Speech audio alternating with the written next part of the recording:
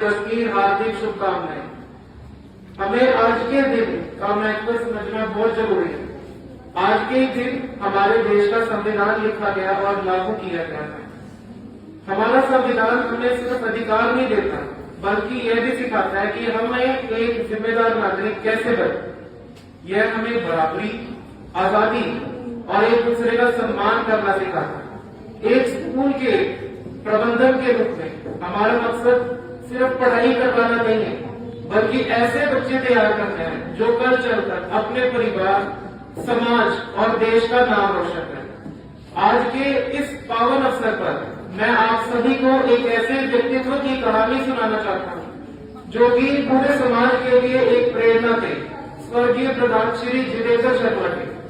उन्होंने गीता भवन में ये देखा कि ऐसे कई लोग आते हैं जो लोग जिनके पास भोजन करने के पैसे नहीं होते और जो किसी मजबूरी के कारण भूखे रह जाते हैं। He felt the pain of the needy and decided to turn compassion into action। इसी भावना को समझते हुए उन्होंने 6 नवंबर 2014 को गुरु नानक देव जी के जन्मदिन के अवसर पर दोपहर 12 से 2 बजे तक की लंगर सेवा शुरू की। What started as a small initiative soon became a lifelong mission। आज वही लंगर सेवा न केवल दोपहर में बल्कि शाम 7 से 9 बजे भी निरंतर चल रही है। मैं यह भी बताना चाहता हूँ कि जब जितेंद्र जी ने यह सेवा शुरू की, उस समय वे स्वयं कैंसर जैसी गंभीर बीमारी से जूझ रहे थे, लेकिन तब भी उन्होंने अपने व्यक्तिगत तकलीफ को सेवा के रास्ते में नहीं आने दिया।